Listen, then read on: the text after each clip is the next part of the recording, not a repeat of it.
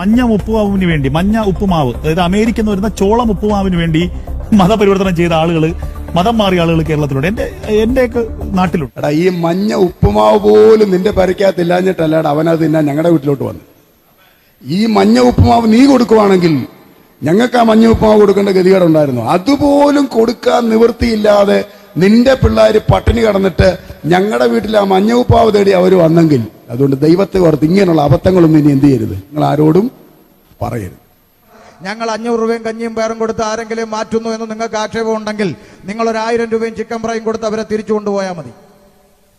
വളരെ സിമ്പിളാണ്. കഞ്ഞിക്കും പയറിനും ആരെങ്കിലും ഇങ്ങോട്ട് വന്നെങ്കിൽ കോഴിക്കാല് കാണിച്ച് അവർ തിരിച്ചു വന്നോളും. വേറെ അടിയും വഴക്കൊന്നും ഉണ്ടാക്കേണ്ട കാര്യമില്ല.